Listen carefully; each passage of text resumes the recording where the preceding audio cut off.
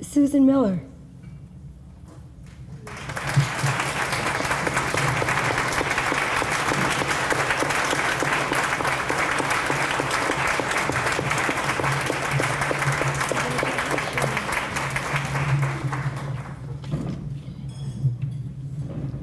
Sue, your service to Tufts reflect. Can you come forward a little bit so I can look at you? Sue, your service to Tufts reflects a generous commitment of your time and talent and highlights your love of your alma mater. Simultaneously, your professional achievements as an independent consultant and attorney have distinguished your career. You were a proud part of a Tufts family. You met your husband Terry as a sophomore at Tufts, and your oldest son, Peter, class of '96, met his wife, Jane, also at Tufts. Andrew, class of '98, is also here tonight. Where are you all? Okay, thank you for coming. As a most loyal member of the Tufts University Alumni Council, you have served on nearly all of its committees, including 4 years on the executive committee. You have chaired the awards committee and the audit committee with great distinction.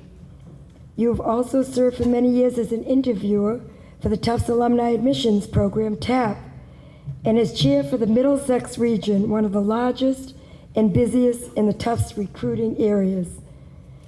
In addition, Sue, you have been a devoted member of all your class reunion committees and are a life member of the Association of Tufts Alumni. In your professional life, you have attained nationally recognized all-star status as the foremost legal authority concerning healthcare regulations. In addition to founding your own law firm, you are the widely acknowledged preeminent legal expert in the Health Insurance Portability and Accountability Act of 1996, which most of us know as HIPAA, the federal law enacted to regulate the exchange and disclosure of medical information. Your expertise is acclaimed and sought in the implementation and interpretation of these statutes, and you are the go-to advisor for institutions and individuals seeking compliance guidance. As a result of your efforts in this arena, the workshop for electronic data interchange, is it called WEDI? The Primary Trade Association intersecting with the government relative to HIPAA has recognized you with multiple awards. Most notable is the prestigious WEDI Distinguished Service Award in both 2001 and 2009 for significant leadership in the fulfillment of the mission, objectives, programs, and overall volunteer activities of WEDI. Sue, your tireless passion for the betterment of Tufts and society at large is abundantly apparent. Your humble and exemplary leadership style is highly inspirational.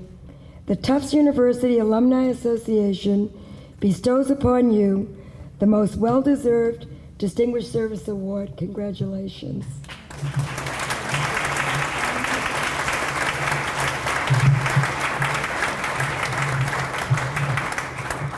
Well, thank you very much, Carolyn. I have served on the awards committee with Carolyn at one time.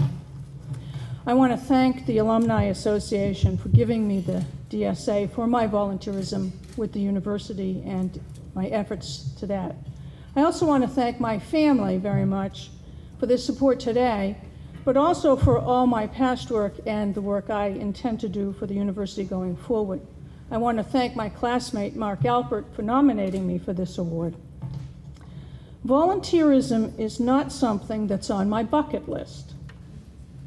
It's part of my life. It's who I am. When I was a child, my parents told me that I must invest in the communities in which we live, in which I live.